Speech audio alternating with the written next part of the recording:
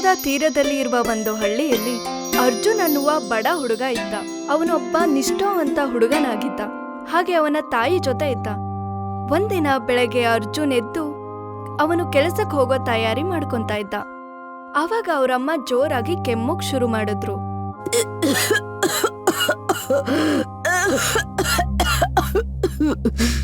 ಏನಾಯ್ತಮ್ಮ? ನಾನು ತುಂಬಾ ದಿನದಿಂದ ನೋಡ್ತಾ ಇದ್ದೀನಿ, ನಿಮ್ಗೆ ಯಾವಾಗ್ಲೂ ಕೆಮ್ಮು ಬರ್ತಾ ಇದೆ. ನೀವು ಆರಾಮಾಗಿದ್ದೀರಲ್ಲ? ಮಗನೇ, ನನಗೆ ತುಂಬಾ ವಯಸ್ಸಾಗಿದೆ ಅರ್ಜುನ್. ವಯಸ್ಸಾದ್ಮೇಲೆ ಕೆಮ್ಮು ಬರೋದು ತುಂಬಾ ಸಹಜ, ಅದೇನು ವಿಶೇಷ ಅಲ್ಲ. ಅರ್ಜುನ್ ಅವನ ತಾಯಿಯ ಕೈಯನ್ನ ಹಿಡ್ಕೋತಾನೆ. ಅವನ ತಾಯಿಯ ದೇಹ ಸುಡ್ತಾ ಇರುತ್ತೆ. ಅಯ್ಯೋ ಅಮ್ಮ, ನಿಮ್ಗೆ ಜ್ವರ ಕೂಡ ಇದೆ, ನೀವು ಚಿಂತೆ ಮಾಡಬೇಡಿ. ನಾನು ವಾಪಸ್ ಬರುವಾಗ ನಿಮ್ಗೆ ಔಷಧಿ ತಗೊಂಡ್ಬರ್ತೀನಿ. ಇಷ್ಟನ್ನು ಹೇಳಿ ಅರ್ಜುನ್ ಮನೆಯಿಂದ ಬಲೆಯನ್ನು ತಗೊಂಡು ಹೊರಡ್ತಾನೆ. ಸಮುದ್ರದ ತೀರದಲ್ಲಿ ಕುತ್ಕೊಂಡು ಅರ್ಜುನ್ ಯೋಚನೆ ಮಾಡೋಕೆ ಶುರು ಮಾಡ್ತಾನೆ. ಅವನು ತನಗ್ತಾನೆ ಹೇಳ್ಕೊಂತಾನೆ, ಅಮ್ಮನ್ ನಾನು ಹೇಳಿದೀನಿ ಬರ್ತಾ ನಾನು ಔಷಧಿನ ತಗೊಂಡ್ಬರ್ತೀನಿ ಅಂತ. ಆದ್ರೆ ನಾನು ಔಷಧಿನ ಎಲ್ಲಿಂದ ತಗೊಂಡು ಹೋಗ್ಲಿ? ನನ್ನ ಹತ್ರ ಅಂತೂ ಈಗ ಒಂಚೂರು ದುಡ್ಡಿಲ್ವಲ್ಲ. ಅವನ್ ಕಣ್ಣಲ್ಲಿ ನೀರ್ ತುಂಬ್ಕೊಳ್ಳೋಕ್ ಶುರು ಆಯ್ತು. ಮತ್ತೆ ಅವನು ಗಾಢವಾದ ಯೋಚನೆಯಲ್ಲಿ ಮುಳುಗ್ದ. ಸ್ವಲ್ಪ ಹೊತ್ತಾದ್ಮೇಲೆ ಅವನ್ ಮನ್ಸಲ್ಲಿ ಒಂದು ಆಲೋಚನೆ ಶುರು ಆಗತ್ತೆ. ಒಂದ್ ಕೆಲ್ಸ ಮಾಡ್ತೀನಿ, ಧನಿರಾಮ್ ಹತ್ರ ಒಂದ್ ಸ್ವಲ್ಪ ದುಡ್ಡು ತಗೊಂತೀನಿ. ಈ ಊರಲ್ಲಿ ಧನಿರಾಮ್ ಒಬ್ರೆ ಎಲ್ರಿಗೂ ಕೂಡ ಸಾಲ ಕೊಡೋದು. ಇಷ್ಟೆಲ್ಲ ಹೇಳಿ ಅವನು ಧನಿರಾಮ್ ಮನೆಗೆ ಹೊರಡ್ತಾನೆ. ಧನಿರಾಮ್ ಊರಿನ ದೊಡ್ಡ ಶ್ರೀಮಂತ ವ್ಯಕ್ತಿ ಹಾಗೂ ಕೋಪಿಷ್ಟ ಆಗಿದ್ದ. ಅರ್ಜುನ್ನ ನೋಡಿ ಅವನ ಮುಖದಲ್ಲಿ ವ್ಯಂಗ್ಯವಾದ ನಗು ಮೂಡಿತು. ಅರೆ ಅರ್ಜುನ್, ಏನಪ್ಪ ಮನೆಗೆ ಬಂದಿದ್ಯಾ? ನಿನ್ನಂತ ಬಡವರಿಗೆ ನಮ್ಮನೇಲಿ ಯಾವುದೇ ರೀತಿ ಕೆಲಸ ಇಲ್ಲ, ಇದು ನಿನ್ಗೆ ಚೆನ್ನಾಗೇ ಗೊತ್ತಲ್ವಾ? ಧನಿರಾಜ್ ಅವರೇ, ನಮ್ಮ ಅಮ್ಮನಿಗೆ ತುಂಬಾ ದಿನದಿಂದ ಆರೋಗ್ಯ ಸರಿ ಇಲ್ಲ. ನಿಮಗ್ ಚೆನ್ನಾಗಿ ಗೊತ್ತಿದೆ ನಾನು ಹಳ್ಳಿಯ ಬಡ ಮೀನುಗಾರ ಅಂತ.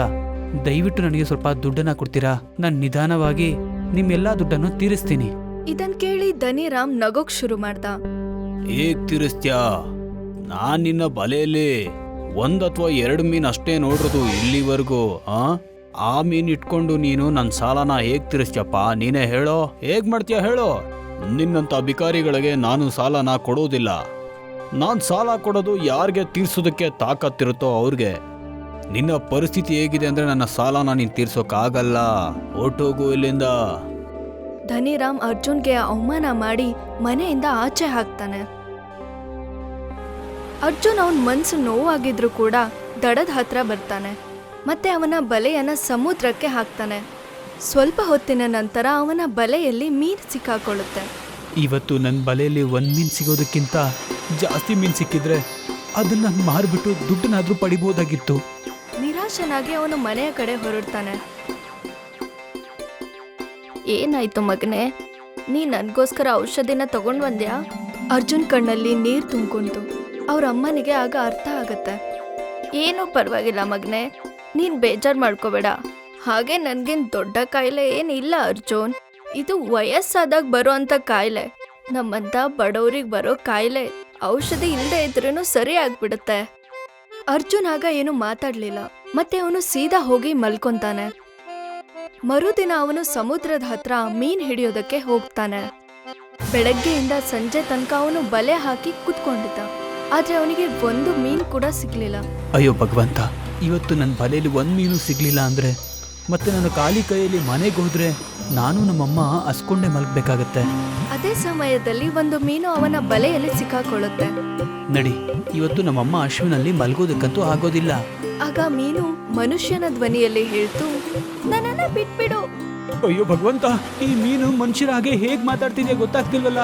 ಇದೇನಾದ್ರೂ ರಾಕ್ಷಸನ ಅಥವಾ ಪಿಶಾಚಿನ ಅಥವಾ ಭೂತಾನ? ನಾನು ಯಾವ ರಾಕ್ಷಸನೂ ಅಲ್ಲ, ನಾನು ಪಿಶಾಚನೂ ಅಲ್ಲ.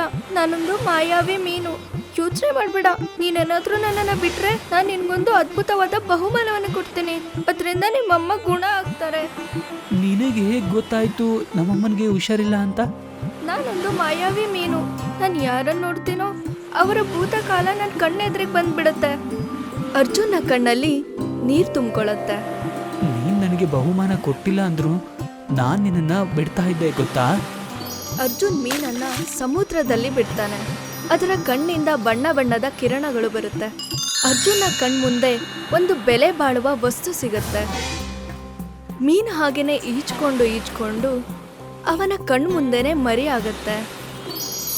ಇದು ತುಂಬಾ ಬೆಲೆ ಬಾಳುವಂತ ಮುತ್ತು. ಇದು ಒಳ್ಳೆ ಬೆಲೆಗೆ ಮಾರಾಟ ಆಗುತ್ತೆ.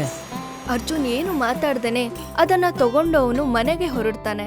ಮತ್ತೆ ಅವನು ಅದನ್ನ ತನ್ನ ತಾಯಿಗೆ ತೋರಿಸಿ ಎಲ್ಲ ಘಟನೆಯನ್ನು ಹೇಳ್ತಾನೆ. ಇದ್ರ ವಿಷಯನ ಯಾರಿಗೂ ಹೇಳ್ಬೇಡ ಮಗನೆ, ಮತ್ತೆ ಇದನ್ನ ಒಳ್ಳೆ ಅಂಗಡಿಗೆ ಹೋಗಿ ಮಾರ್ಬಿಡು, ಇದು ತುಂಬಾ ಬೆಲೆ ಬಾಳುತ್ತೆ ಅಂತ ಅನ್ನಿಸ್ತಾ ಇದೆ.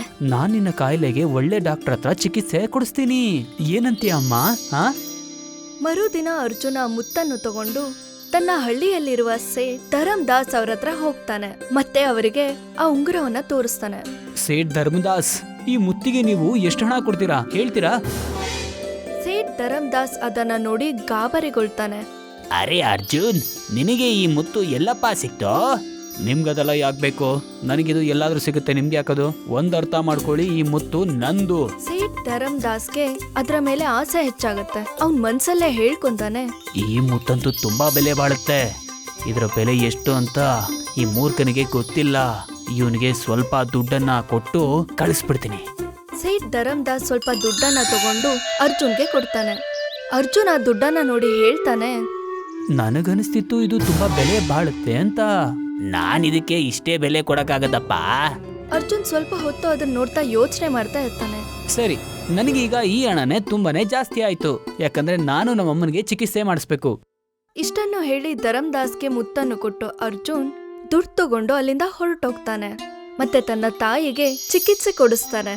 ಮರುದಿನ ಸೇಠ್ ಧರಮ್ದಾಸ್ ಆ ಮುತ್ತನ್ನ ತಗೊಂಡು ಧನಿರಾಮ್ ಹತ್ರ ಹೊರಡ್ತಾನೆ. ಧನಿರಾಮ್, ನಾನ್ ನಿನಗೋಸ್ಕರ ಏನೋ ಒಂದು ತಗೊಂಡ್ ಬಂದಿದ್ದೀನಿ. ಆ ಮುತ್ತನ್ನ ಧನಿರಾಮ್ಗೆ ಕೊಡ್ತಾನೆ. ಇದಂತೂ ಅದ್ಭುತ ಮತ್ತೆ ತುಂಬಾ ಬೆಲೆ ಬಾಳುತ್ತೆ ಅಂತ ಅನ್ಸುತ್ತೆ. ಇದು ನಿನಗೆ ಎಲ್ಲಿ ಸಿಕ್ತು? ಸೇಠ್ ಧರಮ್ದಾಸ್ ನಗ್ತಾ ಹೇಳ್ತಾನೆ, ನಾನ್ ಇದ್ರ ಬಗ್ಗೆ ನಿಂಗೆ ಹೇಳಿದ್ರೆ ನೀನ್ ನನ್ನನ್ನ ನಂಬೋದೇ ಇಲ್ಲ ಗೊತ್ತಾ? ಈ ಮುತ್ತನ್ನ ನನ್ಗೆ ಯಾರು ಗೊತ್ತಾ ಕೊಟ್ಟಿದ್ದು? ಯಾರು ಕೊಟ್ಟಿದ್ದು? ಈ ಮುತ್ತನ್ನ ಈ ಹಳ್ಳಿಯ ಬಡ ಮೀನುಗಾರ ಕೊಟ್ಟಿದ್ದು. ಅರ್ಜುನ್ ಇದ್ದಾನಲ್ಲ ಅವನು. ಧನಿರಾಮ್ ಆಶ್ಚರ್ಯಚಕಿತನಾಗ್ತಾನೆ. ಅರ್ಜುನ್ ಅಂದ್ರೆ ನಿನ್ನೆ ಅವನು ನನ್ನ ಹತ್ರ ಸಾಲ ಕೇಳೋದಕ್ಕೋಸ್ಕರ ಇಲ್ಲಿಗೆ ಬಂದಿದ್ದ ಗೊತ್ತಾ? ಅವನಿಗೆ ಇಷ್ಟು ಬೆಲೆ ಬಾಳುವಂತ ಮುತ್ತು ಹೇಗ್ ಸಿಕ್ತು ಅಂತ ನಿನಗೆ ಗೊತ್ತಾ? ನನಗ್ ಗೊತ್ತಿಲ್ಲ, ಆದ್ರೆ ನಾನಾ ಮೂರ್ಖನ್ಗೆ ತುಂಬಾ ಕಡಿಮೆ ದುಡ್ಡನ್ನ ಕೊಟ್ಟು ಅವನ್ನ ಕಳಿಸ್ದೆ. ಸಿಟಿಲಿ ಇದರ ಬೆಲೆ ಲಕ್ಷದ ಮೇಲಿದೆ ಗೊತ್ತಾ?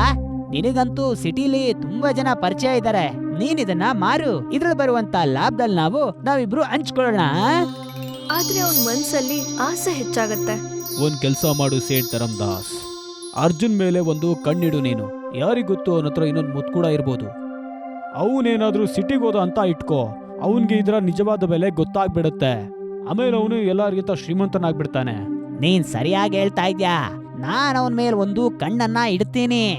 ಅಷ್ಟನ್ನ ಹೇಳಿ ಸೇಠ್ ಧರಮ್ದಾಸ್ ಅಲ್ಲಿಂದ ಹೊರಡ್ತಾನೆ. ಸ್ವಲ್ಪ ದಿನ ಕಳೀತು. ಅರ್ಜುನ್ನ ಅಮ್ಮ ಪೂರ್ತಿಯಾಗಿ ಗುಣಮುಖರಾಗ್ತಾರೆ. ಒಂದಿನ ಅರ್ಜುನ್ ತನ್ನ ಬಲೆಯನ್ನ ತಗೊಂಡು ಸಮುದ್ರದ ಹತ್ರ ಬರ್ತಾನೆ. ಅವನು ಬಲೆಯನ್ನು ನೀರಿಗೆ ಎಸೆದಾಗ ಅವನ ಬಲೆ ಭಾರವಾಗೋದಕ್ಕೆ ಶುರುವಾಗುತ್ತೆ. ನನ್ಗನ್ಸುತ್ತೆ ಇವತ್ತು ನನ್ನ ಬಲೆಯಲ್ಲಿ ತುಂಬಾ ಮೀನು ಸಿಕ್ಕಿದೆ ಅಂತ. ಅವನು ಬಲೆಯನ್ನ ಆಚೆ ಎಳೆದಾಗ ಅವನಿಗೆ ಆಶ್ಚರ್ಯ ಆಗುತ್ತೆ. ಬಲೆಯಲ್ಲಿ ಮುತ್ತುಗಳು ತುಂಬಿರುತ್ತೆ. ಇದೇನಿದು, ನನ್ನ ಬಲೆಯಲ್ಲಿ ಆ ಮೀನ್ ಕೊಟ್ಟಂತ ಮುತ್ತನ್ನ ಹಾಗೆ ಇಷ್ಟೊಂದು ಮುತ್ತುಗಳು ಸಿಕ್ಕಿದೆಯಲ್ಲ. ಸೂರ್ಯನ ಕಿರಣಗಳಿಂದ ಹೊಳೆಯುತ್ತಿರುವ ಮುತ್ತುಗಳನ್ನು ನೋಡಿ ಅರ್ಜುನ್ ಸ್ತಬ್ಧನಾಗುತ್ತಾನೆ. ನಾನು ಈ ಮುತ್ತುಗಳನ್ನ ಹಳ್ಳಿಯಲ್ಲಿ ಮಾರೋದಿಲ್ಲ, ನಾನಿದನ್ನ ತಗೊಂಡು ಸಿಟಿಲಿ ಹೋಗಿ ಮಾರ್ತೀನಿ, ಆಮೇಲೆ ದೊಡ್ಡ ಶ್ರೀಮಂತನಾಗ್ತೀನಿ. ಅರ್ಜುನ್ ಎಲ್ಲ ಮುತ್ತುಗಳನ್ನು ತಗೊಂಡು ತನ್ನ ಮನೆಗೆ ಹೊರಡ್ತಾನೆ. ಹಾಗೆ ಅವನ ತಾಯಿಗೆ ತೋರಿಸ್ತಾನೆ. ಅಮ್ಮ, ಇವತ್ತು ನನ್ನ ಬಲೆಯಲ್ಲಿ ಮೀನ್ ಸಿಗ್ಲಿಲ್ಲ ಅಮ್ಮ, ಆದ್ರೆ ಬೆಲೆ ಬಾಳುವಂತ ಈ ಮುತ್ತುಗಳು ಸಿಕ್ಕಿದೆ. ಅವರ ಅಮ್ಮನೂ ಕೂಡ ಆಶ್ಚರ್ಯಚಕಿತರಾಗುತ್ತಾರೆ. ಅದೇ ಸಮಯಕ್ಕೆ ಸೇಠ್ ಧರಮ್ದಾಸ್ ಅಲ್ಲಿಗೆ ಬರ್ತಾನೆ. ಅರೆ ಅರ್ಜುನ್, ನಿನ್ನತ್ರ ಇಷ್ಟೊಂದು ಮುತ್ತುಗಳು ಎಲ್ಲಿಂದ ಬಂತಪ್ಪ? ಇದು ನನಗೆ ಎಲ್ಲಿಂದನಾದ್ರೂ ಬರುತ್ತೆ, ನಿಮ್ಗೆ ಯಾಕೆ ಬೇಕದು? ಈ ಮುತ್ತು ನಂದು. ಇವಾಗ ನಾನು ಇದನ್ನ ನಿಮ್ಗೆ ಮಾರೋದಿಲ್ಲ. ಹಿಂದಿನ ಸಲ ನೀವು ನನಗೆ ತುಂಬಾ ಕಮ್ಮಿ ಹಣನ ಕೊಟ್ಟಿದ್ರಿ, ನಾನು ಮಾರುವಂತ ಪರಿಸ್ಥಿತಿ ಇತ್ತು, ಅದಕ್ಕೆ ನಾನು ಅವತ್ತು ಮಾರ್ದೆ. ಆದ್ರೆ ಇವತ್ತು ನೀವು ಸುಮ್ಮನೆ ಹೋಗಿ, ನಾನು ನಿಮಗೆ ಕೊಡಲ್ಲ. ಸೇಠ್ ಧರಮ್ದಾಸ್ಗೆ ಅವನ ಮೇಲೆ ಕೋಪ ಮತ್ತೆ ದ್ವೇಷ ಹುಟ್ಕೊಳ್ಳುತ್ತೆ. ಹಾಗೆ ಅವನು ಸೀದಾ ಧನಿರಾಮ್ ಮನೆಗೆ ಬರ್ತಾನೆ. ಸೇಠ್ ಧರಮ್ದಾಸ್ ಕೋಪದಿಂದ ಧನಿರಾಮ್ ಅವರ ಮನೆಗೆ ಬರ್ತಾನೆ. ಮತ್ತೆ ಅವರಿಗೆ ಎಲ್ಲ ವಿಷಯವನ್ನು ಹೇಳ್ತಾನೆ. ಧನಿರಾಮ್, ನಾನು ಅರ್ಜುನ್ ಮನೆಗೆ ಹೋದೆ. ಅವನ ಹತ್ರ ತುಂಬಾ ಮುತ್ಗಳಿತ್ತು. ಅದರ ಬೆಲೆ ಅಂತೂ ಕೋಟಿಗಟ್ಲೆ ಇರುತ್ತೆ ಗೊತ್ತಾ? ಇದನ್ ಕೇಳಿ ಧನಿರಾಮ್ ಆಶ್ಚರ್ಯ ಆಗ್ತಾನೆ. ನನಗೆ ಇದ್ರ ಬಗ್ಗೆನೇ ತುಂಬಾ ಅನುಮಾನ ಇತ್ತು. ನನ್ನ ಅನುಮಾನ ಸರಿಯಾಗಿದೆ. ನೀನ್ ಅವನ ಹತ್ರ ಅಷ್ಟೊಂದು ಮುತ್ತುಗಳನ್ನ ನೋಡಿದ್ಯಾ ಅಂದ್ಮೇಲೆ ನೀನ್ ಯಾಕೆ ಅದನ್ನ ಕಿತ್ಕೊಳ್ಳಿಲ್ಲ? ತಲೆ ಕೆಟ್ಟಿದ್ಯಾ ನಿನಗೆ? ನಾನ್ ಅದನ್ನ ಹೇಗ್ ಕಿತ್ಕೊಳಕ್ಕಾಗತ್ತೆ ಹೇಳು? ನಾನ್ ಅದನ್ನ ಕಿತ್ಕೊಂಡಿದ್ದಿದ್ರೆ ಅವನು ಕೂಗಾಡಕ್ ಶುರು ಮಾಡ್ತಿದ್ದ. ಎಲ್ರು ನನ್ನ ಆಮೇಲೆ ಕಳ್ಳ ಅಂತ ಅನ್ಕೋತಿದ್ರು. ಹೇಗಾದ್ರೂ ಮಾಡಿ ಆ ಮುತ್ತನ್ನ ಕಿತ್ಕೊಳ್ಳೋದಕ್ಕೆ ಪ್ರಯತ್ನ ಪಡು. ಧನಿರಾಮ್ ಗಾಢವಾಗಿ ಯೋಚನೆ ಮಾಡಕ್ ಶುರು ಮಾಡ್ತಾನೆ. ಸ್ವಲ್ಪ ಸಮಯದ ನಂತರ ಅವನಿಗೊಂದು ಉಪಾಯ ಹೊಳೆಯುತ್ತೆ. ಒಂದು ಉಪಾಯ ಇದೆ ನನ್ನ ಹತ್ರ. ಇವತ್ತು ನಾವು ಅರ್ಜುನ್ ಮನೆಗೆ ಕಳ್ಳರನ್ನ ಕರ್ಸಿದ್ರೆ ಹೇಗೆ, ಶಾಶ್ವತವಾಗಿ ಅವನ್ನ ನಮ್ ದಾರಿಯಿಂದ ದೂರ ತಳೆದ್ರೆ ಹೇಗೆ, ಆಮೇಲೆ ಮುತ್ತು ನಮ್ ಕೈಗೆ ಬಂದು ಸೇರುತ್ತೆ. ಆಮೇಲೆ ಜನ ಅರ್ಥ ಮಾಡ್ಕೋತಾರೆ ಕಳ್ರೆ ಅರ್ಜುನ್ ಮನೆ ಮೇಲೆ ದಾಳಿ ಮಾಡಿದರೆ ಅವನ್ನ ಸಾಯಿಸಿದ್ದಾರೆ ಅಂತ. ನೀನ್ ಕರೆಕ್ಟ್ ಆಗಿ ಹೇಳ್ತಿದ್ಯಾ ಕಣ. ನಾವ್ ಈಗ ಮಾಡೋದೇ ತುಂಬಾ ಒಳ್ಳೇದು. ರಾತ್ರಿಯ ಸಮಯದಲ್ಲಿ ಅರ್ಜುನ್ ಮಲ್ಕೊಂಡಿದ್ದ. ಆಗ ಇಬ್ರು ಕಳ್ಳರು ಅವನ ಮನೆಗೆ ನುಗ್ತಾರೆ. ಅರ್ಜುನ್ ಅಚಾನಕವಾಗಿ ಗಾಬರಿಯಿಂದ ಎದ್ದು ಕೂತ್ಕೋತಾನೆ. ಆ ಇಬ್ಬರು ಕಳ್ಳರನ್ನ ನೋಡಿ ಹೇಳ್ತಾನೆ, ಯಾರ್ ನೀವಿಬ್ರು? ಆ ಇಬ್ಬರು ಕಳ್ಳರು ಏನು ಉತ್ತರನೇ ಕೊಡೋದಿಲ್ಲ. ಅವರು ಸೀದಾ ಮುತ್ತು ಇರೋ ಜಾಗ ಹತ್ರ ಹೊರಡ್ತಾರೆ. ಒಬ್ಬ ಕಳ್ಳ ಆ ಮುತ್ತನ್ನ ತಗೊಳ್ತಾನೆ. ಹಾಗೆ ಇಬ್ರು ಅಲ್ಲಿಂದ ಓಡ್ ಹೋಗ್ತಾರೆ. ಆಗ ಅರ್ಜುನ್ ಅವರ ಅಮ್ಮ ಕಣ್ಬಿಡ್ತಾರೆ. ಅಯ್ಯೋ ಅರ್ಜುನ್, ನಮ್ಮನೇಲಿ ಏನಾಗ್ತಾ ಇದೆ? ಇಬ್ರು ಕಳ್ಳರು ನಮ್ಮ ಮನೆಗೆ ನುಗ್ಗಿದ್ರಮ್ಮ. ಆ ಬೆಲೆ ಬಾಳೋ ಮುತ್ತುಗಳನ್ನ ತಗೊಂಡು ಹೋದ್ರು. ನಾನು ಇವಾಗ ಅವರಿಂದೆ ಹೋಗ್ತೀನಿ. ಬೇಡ ಮಗ್ನೆ, ನಿನ್ ಜೀವಕ್ಕೆ ಅಪಾಯ ಆಗ್ಬೋದು. ಅರ್ಜುನ್ ಅವರ ತಾಯಿಯ ಮಾತನ್ನು ಕೇಳ್ದೆ ಇಬ್ರು ಕಳ್ಳರ ಹಿಂದೆ ಓಡ್ತಾನೆ. ಇಬ್ರು ಕಳ್ಳರು ಓಡ್ತಾ ಅಲ್ಲಿಂದ ಸಮುದ್ರ ತೀರದ ಹತ್ರ ಮುಟ್ತಾರೆ. ಅರ್ಜುನ್ ಕೂಡ ಅಲ್ಲಿಗೆ ಬರ್ತಾನೆ. ನನ್ ಮುತ್ತನ್ನ ನನಗೆ ವಾಪಸ್ ಕೊಡಿ. ಇಬ್ರು ಕಳ್ಳರು ಅರ್ಜುನ್ನ ಸರಿಯಾಗಿ ಹೊಡೆಯೋದಕ್ಕೆ ಶುರು ಮಾಡ್ತಾರೆ. ಸ್ವಲ್ಪ ಹೊತ್ತಿನ ನಂತರ ಅರ್ಜುನ್ ನೆಲದ ಮೇಲೆ ಬೀಳ್ತಾನೆ. ಮತ್ತೆ ಅವರು ಅವನನ್ನ ಎತ್ಕೊಂಡು ಸಮುದ್ರದಲ್ಲಿ ಬಿಸಾಕ್ತಾರೆ. ಹಾಗೆ ಸೀದಾ ಅವರು ಧನಿರಾಮ್ ಅವರ ಮನೆಗೆ ಬರ್ತಾರೆ. ಕಳ್ಳರು ಆ ಮುತ್ತಿನ ಚೀಲವನ್ನು ಧನಿರಾಮ್ಗೆ ಕೊಡ್ತಾರೆ. ಹಾಗೆ ಅಲ್ಲಿಂದ ಹೊರಟೋಗ್ತಾರೆ. ಸ್ವಲ್ಪ ಹೊತ್ತಿನ ನಂತರ ಸೇಠ್ ಧರಮ್ದಾಸ್ ಕೂಡ ಅಲ್ಲಿಗೆ ಬರ್ತಾನೆ. ನೋಡಿದ್ಯಾ ನನ್ನ ಬುದ್ಧಿಯ ಕಮಾಲ್ನ? ನಾನ್ ನನ್ನ ತಲೆ ಓಡಿಸಿ ಈ ಮುತ್ತುಗಳನ್ನ ನಾನು ಕಸಕೊಂಡೆ. ಈಗ ಅವನು ನನ್ನನ್ನ ಏನು ಮಾಡಕ್ಕಾಗಲ್ಲ, ಯಾಕಂದ್ರೆ ಅವನು ಸತ್ತಿದ್ದಾನೆ. ನಮ್ಮ ಹುಡುಗರು ಅವನ್ನ ಸಾಯಿಸಿ ಸಮುದ್ರದೊಳಗಡೆ ಬಿಸಾಕಿದ್ದಾರೆ. ಇದನ್ನ ಹೇಳಿ ಧನಿರಾಮ್ ಜೋರಾಗಿ ನಗ್ತಿರ್ತಾನೆ. ಅಲ್ಲಿ ಅರ್ಜುನ್ನ ತಾಯಿ ಜೋರಾಗಿ ಓಡ್ತಾ ಸಮುದ್ರದ ತೀರಕ್ಕೆ ಬರ್ತಾರೆ. ಅಲೆಗಳು ಜೋರಾಗಿ ಬರ್ತಾ ಇತ್ತು. ಅರ್ಜುನ್, ಅರ್ಜುನ್, ಅರ್ಜುನ್ ಪುಟ್ಟ. ಅವರ ಗಮನ ನೆಲದ ಮೇಲೆ ಬಿದ್ದಿರೋ ರಕ್ತದ ಮೇಲೆ ಹೋಯ್ತು. ಅವರು ಬಿಕ್ಕಿ ಬಿಕ್ಕಿ ಆಡೋದಕ್ಕೆ ಶುರು ಮಾಡಿದ್ರು. ಕಳ್ಳರು ನನ್ನ ಮಗನ್ನ ಸಾಯಿಸ್ಬಿಟ್ರು. ಅವರು ಅವನನ್ನ ಸಮುದ್ರದಲ್ಲಿ ಹಾಕ್ಬಿಟ್ರು. ಅವಳಲ್ಲೇ ಕುತ್ಕೊಂಡು ತುಂಬಾ ಹೊತ್ತು ಅಳ್ತಾ ಇದ್ಲು. ಅರ್ಜುನ್ ಸತ್ತಿರ್ಲಿಲ್ಲ. ಅವನು ಪ್ರಜ್ಞೆ ತಪ್ಪಿ ಸಮುದ್ರದಲ್ಲಿ ತೇಲ್ತಾ ಇದ್ದ. ಸಮುದ್ರದ ಅಲೆಗಳು ಅವನನ್ನ ಬೇರೆ ದಿಕ್ಕಿಗೆ ಕರ್ಕೊಂಡು ಹೋಗ್ತಾ ಇದ್ವು. ಬೆಳಗ್ಗೆ ಆಗಿತ್ತು. ಸೂರ್ಯನ ಬೆಳಗಿನ ಕಿರಣದಿಂದ ಅರ್ಜುನ್ ಕಣ್ಬಿಡ್ತಾನೆ. ಅವನು ಆಶ್ಚರ್ಯದಿಂದ ಎದ್ದು 4 ದಿಕ್ಕಿನಲ್ಲೂ ನೋಡ್ತಾನೆ. ಅವನೊಂದು ಸುಂದರವಾದ ದ್ವೀಪದಲ್ಲಿ ಇರ್ತಾನೆ. ಇದಂತೂ ತುಂಬಾ ದೊಡ್ಡ ಸುಂದರವಾದ ದ್ವೀಪ ಅನ್ಸುತ್ತೆ. ನಾನೇನಾದ್ರೂ ಕನ್ಸ್ ಕಾಣ್ತಾ ಇದ್ದೀನಾ? ಅವನು ನಿಧಾನವಾಗಿ ಮುಂದೆ ಹೋಗ್ತಾನೆ. ಇಲ್ಲ, ಇದು ಕನಸಲ್ಲ, ಇದು ನಿಜವಾಗ್ಲೂ ನನಸೇ. ಹಾಗೆ ಅವನ ಗಮನ ದೂರದಲ್ಲಿರುವ ಮುತ್ತಿನಿಂದ ಮಾಡಿರುವ ಅರಮನೆ ಮೇಲೆ ಹೋಗುತ್ತೆ. ಆ ಅರಮನೆ ಮುತ್ತಿನಿಂದ ಹೊಳೆಯುವ ಅರಮನೆಯಾಗಿತ್ತು. ಅದರ ಬಾಗಿಲಿನಿಂದ ಚಿನ್ನದ ಬೆಳಕು ಬರುತ್ತಿತ್ತು. ಕಂಬದ ಮೇಲಿರುವ ಸುಂದರವಾದ ಮುತ್ತು ಸೂರ್ಯನ ಕಿರಣದಿಂದ ಹೇಗೆ ಹೊಳಿತಾ ಇತ್ತು ಅಂದ್ರೆ ಆಕಾಶದಿಂದ ನಕ್ಷತ್ರ ಜಾರ್ತಿರೋ ಹಾಗೆ. ಅರಮನೆಯ ಬಾಗಿಲುಗಳು ಮತ್ತು ಕಂಬಗಳು ಎಷ್ಟು ಸುಂದರವಾಗಿ ಕಾಣಿಸ್ತಿತ್ತು ಅಂದ್ರೆ ಅದು ಒಂದು ಕನಸಿನ ಲೋಕದ ಹಾಗೆ ಕಾಣಿಸ್ತಾ ಇತ್ತು. ಅರ್ಜುನ್ ತುಂಬಾ ಹೊತ್ತಿನಿಂದ ಆ ಮುತ್ತಿನ ಅರಮನೆಯನ್ನು ನೋಡ್ತಾ ಇದ್ದ. ಮತ್ತೆ ಹೆದರ್ಕೊಂಡು ಅದರ ಬಳಿ ಹೊರಡೋಕೆ ಸ್ಟಾರ್ಟ್ ಮಾಡ್ತಾನೆ. ಮತ್ತೆ ಅರಮನೆಯ ಹತ್ರ ಹೋಗ್ತಾನೆ. ಅರ್ಜುನ್ ಅರಮನೆಯ ಮಧ್ಯದಲ್ಲಿ ಹೋಗಿ ನಿಂತ್ಕೊಂತಾನೆ. ಆಗ ಅವನಿಗೆ ಒಂದು ಸುಂದರವಾದ ಧ್ವನಿ ಕೇಳುತ್ತೆ. ಕೊನೆಗೂ ನೀನು ಬಂದೇ ಬಿಟ್ಯಾ? ಅರ್ಜುನ್ ಹಿಂದೆ ತಿರುಗಿ ನೋಡ್ತಾನೆ. ಅವನ ಎದುರುಗಡೆ ತುಂಬಾ ಸುಂದರವಾದ ಹುಡುಗಿ ನಿಂತ್ಕೊಂಡಿರ್ತಾಳೆ. ಯಾರ್ ನೀನು? ನಾನೇ ಮುತ್ತಿನ ಅರಮನೆಯ ರಾಜ್ಕುಮಾರಿ. ನಾನ್ ನಿನ್ಗೆ ಮುಂಚೆನೆ ಗೊತ್ತಿರ್ಬೇಕಲ್ವಾ? ಮುತ್ತಿನ ಅರಮನೆಯ ರಾಜ್ಕುಮಾರಿ? ನಾನ್ ನಿನಗೆ ಮುಂಚೆಯಿಂದನೇ ಗೊತ್ತಾ? ನನಗೇನು ಅರ್ಥ ಆಗ್ತಿಲ್ಲ. ನಿನಗ್ ನೆನ್ಪಿದ್ಯಾ? ಸ್ವಲ್ಪ ದಿನದ ಮೊದ್ಲು ನಿನ್ ಬಲೆಯಲ್ಲಿ ಒಂದು ಮೀನ್ ಸಿಕ್ಕೊಂಡಿತ್ತು. ಹಾ, ಆ ಮೀನು ಮನುಷ್ಯರ ಹಾಗೆ ನನ್ನ ಹತ್ರ ಮಾತಾಡ್ತಿತ್ತು, ಗೊತ್ತಾ? ಆ ಮೀನು ನಾನೇ. ನಾನು ಕೆಲವೊಂದ್ಸಲ ಮೀನಿನ ರೂಪನ ಧರಿಸಿ ಮನುಷ್ಯನ ಪ್ರಪಂಚಕ್ಕೆ ಬರ್ತೀನಿ. ಯಾವ ಮನುಷ್ಯ ನನಗೆ ಇಷ್ಟ ಆಗ್ತಾನೋ, ಯಾರಿಗೆ ಅತಿ ಆಸೆ ಇರೋದಿಲ್ವೋ, ನಾನು ಅವರಿಗೆ ಸಹಾಯ ಮಾಡ್ತೀನಿ. ನಿನಗ್ ಮಾಡಿದ್ನಲ್ಲ ಹಾಗೆ. ಮೊದ್ಲು ನಾನು ನಿನ್ಗೆ ಒಂದ್ ಮುತ್ತನ್ನ ಕೊಟ್ಟೆ, ಆಮೇಲೆ ನಿನ್ನ ಬಲೆಯನ್ನ ಮುತ್ತಿನಿಂದ ತುಂಬಿಸ್ದೆ. ಆದ್ರೆ ಕಳ್ಳರಿಗೆ ಹೇಗೋ ಗೊತ್ತಾಗೋಯ್ತು ನನ್ನ ಹತ್ರ ಬೆಲೆ ಬಾಳೋ ಮುತ್ಗಳಿದೆ ಅಂತ. ಅವರು ರಾತ್ರಿ ಬಂದ್ರು, ಆ ಮುತ್ಗಳನ್ನ ಕತ್ಕೊಂಡು ಹೋದ್ರು, ನನ್ನನ್ನ ಹೊಡೆದು ಸಮುದ್ರದೊಳಗಡೆ ಹಾಕಿದ್ರು. ಅವರು ನಾನು ಸತ್ತೋಗಿದ್ದೀನಿ ಅಂತ ಅನ್ಕೊಂಡಿದ್ದಾರೆ. ನಮ್ಮಮ್ಮನೂ ಕೂಡ ಹೀಗೆ ಅನ್ಕೊಂಡಿದ್ದಾರೆ. ನೀನ್ ಏನನ್ನ ನೋಡ್ದೆ ಅದನ್ನ ನಿಜ ಅಂತ ನಂಬ್ದೆ, ಆದ್ರೆ ನಿಜಕ್ಕೂ ಅವರು ಕಳ್ರಾಗಿರ್ಲಿಲ್ಲ. ಅವರು ಧನಿರಾಮ್ನ ಹುಡುಗರಾಗಿದ್ರು. ಧನಿರಾಮ್ನ ಹುಡುಗರ? ಧನಿರಾಮ್ ಅವರು ಯಾಕೆ ಈ ರೀತಿ ಮಾಡ್ತಾರೆ ನೀವೇ ಹೇಳಿ. ಯಾಕಂದ್ರೆ ನೀನ್ ಒಂದ್ ಮುತ್ತನ್ನ ಸೇಠ್ ಧರಮ್ದಾಸ್ಗೆ ಮಾರ್ದೆ. ಅದನ್ನ ಅವನು ಧನಿರಾಮ್ಗೆ ಕೊಟ್ಟ. ಹಾಗೆ ಧನಿರಾಮ್ ಮನ್ಸಲ್ಲಿ ಆಸೆ ಹೆಚ್ಚಾಯ್ತು. ಅವನು ಸೇಠ್ ಧರಮ್ದಾಸ್ಗೆ ಹೇಳ್ದ, ಅವ್ನ್ ನಿನ್ ಮೇಲೆ ಕಣ್ಣಿಡು ಅಂತ. ನನ್ಗೀಗ ನೆನಪಾಯ್ತು. ನನಗೆ ಸಿಕ್ಕಿರೋ ಮುತ್ಗಳನ್ನ ನಾನು ಮನೆಗೆ ತಂದಾಗ ಆಗ ಅಲ್ಲಿ ಸೇಠ್ ಧರ್ಮದಾಸ್ ನಮ್ಮ ಮನೆಗೆ ಬಂದಿದ್ರು ಗೊತ್ತಾ. ಅವನೇ ಧನಿರಾಮ್ಗೆ ಎಲ್ಲ ಹೇಳಿರ್ತಾನೆ. ಧನಿರಾಮ್ ಯೋಜನೆಯನ್ನು ಮಾಡಿ ತನ್ನ ಹುಡುಗರ್ಗೆ ಹೇಳಿ ನಿಮ್ಮ ಮನೆಯನ್ನು ದಾಳಿ ಮಾಡಿಸಿದಾನೆ. ಮತ್ತೆ ಮುತ್ತನ್ನ ಕದ್ರು, ಮತ್ತೆ ನಿನ್ನನ್ನ ಸಾಯಿಸೋದಕ್ಕೂ ನೋಡಿದ್ರು. ಆದ್ರೆ ನಾನ್ ನಿನ್ನನ್ನ ಕಾಪಾಡ್ದೆ. ಅರ್ಜುನ ಕಣ್ಣಲ್ಲಿ ನೀರ್ ತುಂಬ್ಕೊಂತು. ಧನಿರಾಮ್ ಇಷ್ಟೊಂದು ಕೆಟ್ಟವನು ಮತ್ತೆ ಇಷ್ಟೊಂದು ನೀಚ ಅಂತ ನಂಗೆ ಗೊತ್ತಿರ್ಲಿಲ್ಲ. ಎಂತ ಮೋಸಗಾರ ಅವನು. ಈಗ ನನ್ ಮಾತನ್ನ ಸರಿಯಾಗಿ ಕೇಳಿಸ್ಕೊ. ನಾನ್ ನಿನ್ಗೆ ಮತ್ತೆ ತುಂಬಾ ಮುತ್ತುಗಳನ್ನ ಕೊಡ್ತೀನಿ. ಆದ್ರೆ ನೀನ್ ಸೀದಾ ಹಳ್ಳಿಗೆ ಹೋಗ್ಬೇಡ. ಮೊದ್ಲು ನೀನು ಸಿಟಿಗೆ ಹೋಗು. ಮತ್ತೆ ಈ ಮುತ್ತುಗಳನ್ನ ಮಾರಿ ತುಂಬಾ ದುಡ್ಡುಗಳನ್ನ ತಗೊಂಡು ಹಳ್ಳಿಗೆ ಹೊರಡು. ಆಗ ನೀನು ಶ್ರೀಮಂತನಾಗ್ತೀಯ.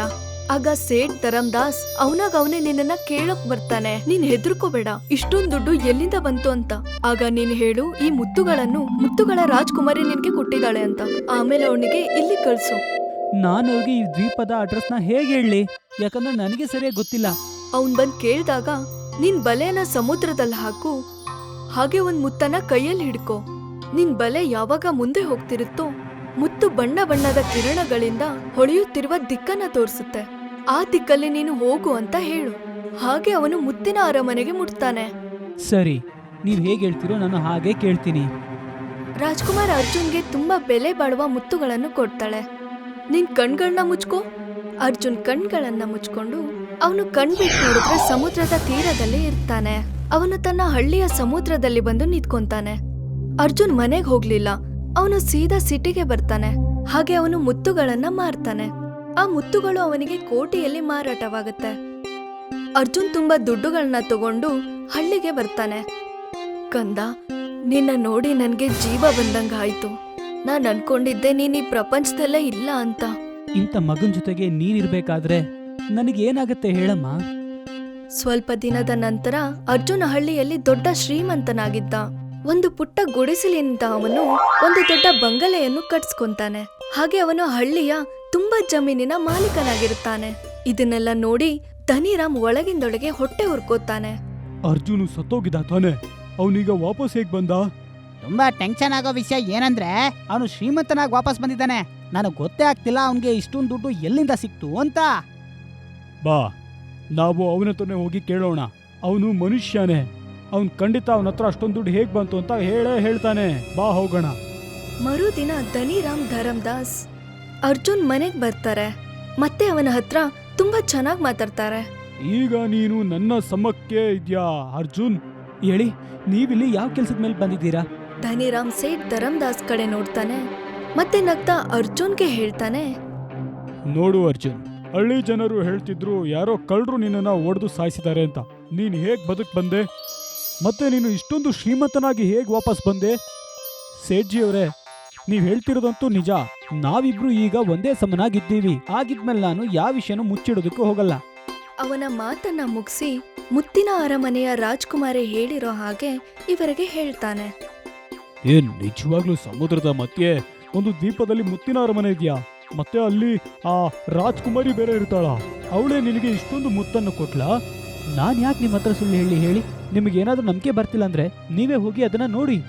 ಧನಿರಾಮ್ ಮತ್ತೆ ಸೇಠ್ ಧರಮ್ದಾಸ್ ಅರ್ಜುನ್ನ ಮನೆಯಿಂದ ಹೊರಡ್ತಾರೆ. ಅವರೊಂದು ದೋಣಿನ ತಯಾರ್ ಮಾಡ್ಕೊಂತಾರೆ. ಹಾಗೆ ಅವರ ಹತ್ರ ಇರುವ ಒಂದು ಮುತ್ತನ್ನ ತಗೊಂಡು ಅಲ್ಲಿಂದ ಹೊರಡ್ತಾರೆ. ಸ್ವಲ್ಪ ದಿನ ಆದ್ಮೇಲೆ ಆ ಮುತ್ತು ಹೊಳೆಯೋಕ್ ಶುರು ಆಗುತ್ತೆ. ಹಾಗೆ ಬಣ್ಣ ಬಣ್ಣದ ಕಿರಣಗಳಿಂದ ಅವರಿಗೆ ರಸ್ತೆ ಕಾಣಿಸುತ್ತೆ. ಅವರು ಅದೇ ಮಾರ್ಗದಲ್ಲಿ ದೋಣಿ ತಗೊಂಡು ಹೊರಡ್ತಾ ಇರ್ತಾರೆ. ಹಾಗೆ ಅವರಿಗೆ ಅರಮನೆ ಸಿಗುತ್ತೆ. ಅಲ್ಲೊಂದು ವಿಶಾಲವಾದ ಅರಮನೆ ಇರುತ್ತೆ. ಇದರ ಅರ್ಥ ಅರ್ಜುನು ಸರಿಯಾಗೇ ಹೇಳ್ತಿದ್ದ. ನನಗಂತೂ ಈಗ್ಲೂ ಕೂಡ ನಂಬೋಕೆ ಆಗ್ತಿಲ್ಲ. ನನ್ನ ಕಣ್ಮುಂದೆ ಇಂಥ ಮುತ್ತಿನ ಅರಮನೆ ಇದೆ ಅಂತ. ಬಾ, ನಾವು ಒಳಗೋಗೋಣ. ಧನಿರಾಮ್ ಮತ್ತೆ ಸೇಠ್ ಧರಮ್ದಾಸ್ ಅರಮನೆಯ ಒಳಗಡೆ ಬರ್ತಾರೆ. ಆಗ ಮುತ್ತಿನ ಅರಮನೆಯ ರಾಜ್ಕುಮಾರಿ ಅಲ್ಲಿಗೆ ಬರ್ತಾಳೆ. ನೀನೇನಾ ಈ ಮುತ್ತಿನ ಅರಮನೆಯ ರಾಜ್ಕುಮಾರಿ? ಹಾ, ಅದು ನಾನೇ. ನಮಗೂ ಕೂಡ ಅರ್ಜುನು ಕೊಟ್ಟ ಹಾಗೆ ಮುತ್ತನ್ನ ಕೊಡ್ತೀಯಾ? ನಮ್ಗೆ ಅವನ್ಗಿಂತ ಜಾಸ್ತಿ ಮುತ್ತನ್ನು ಕೊಡು. ಹಾಗೆ ಹೇಳಿದ ತಕ್ಷಣ ರಾಜ್ಕುಮಾರಿಯ ಕಣ್ಣಿನಿಂದ ಬಣ್ಣ ಬಣ್ಣದ ಕಿರಣಗಳು ಬರ್ತವೆ. ಹಾಗೆ ಧನಿರಾಮ್ ಮತ್ತೆ ಧರಮ್ದಾಸ್ ಒಂದು ಸೆರೆಮನೆಯಲ್ಲಿ ಬಂದಿಯಾಗಿರುತ್ತಾರೆ. ನೀನ್ ಇದೇನ್ ಮಾಡ್ತಾ ಇದ್ಯಾ? ಅರ್ಜುನ್ಗೆ ನಿಮ್ ಬಗ್ಗೆ ಎಲ್ಲ ಗೊತ್ತಿತ್ತು. ನೀವಿಬ್ರು ಸೇರಿ ಅವನ್ ಮನೆಯಿಂದ ಮುತ್ತನ್ನ ಕದ್ಸಿದ್ರಿ, ಮತ್ತೆ ಅವನನ್ನ ಕೊಲೆ ಮಾಡೋದಕ್ಕೆ ಪ್ರಯತ್ನ ಪಟ್ಟಿದ್ರಿ. ಅವನು ಬೇಕಂತಾನೆ ನಿಮ್ಗೆ ಇಲ್ಲಿ ಬರೋ ತರ ಮಾಡ್ದ. ನಿಮ್ಮ ದುರಾಸೆನೆ ನಿಮ್ಗೆ ಇಲ್ಲಿ ಸಿಕ್ಕಾಕ್ಸಿದೆ. ನೀವು ಅರ್ಜುನ್ನಿಂದ ಆ ಮುತ್ತನ್ನ ಕಿತ್ಕೊಳ್ಳೋಕೆ ಪ್ರಯತ್ನ ಪಟ್ರಿ. ಆ ಮುತ್ತು ನಿಮ್ದಾಗಿರ್ಲಿಲ್ಲ. ಈಗ ನೀವು ಮಾಡಿರೋ ತಪ್ಪಿಗೆ ಶಿಕ್ಷೆ ಅನುಭವಿಸ್ಲೇಬೇಕು.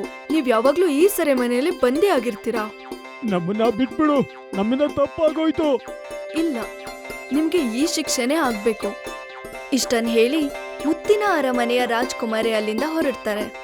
ಇಲ್ಲಿಗೆ ಅವರ ದುರಾಸೆಯ ಕತೆ ಮುಗಿಯತ್ತೆ ಮತ್ತೆ ನ್ಯಾಯ ಗೆಲ್ಲತ್ತೆ.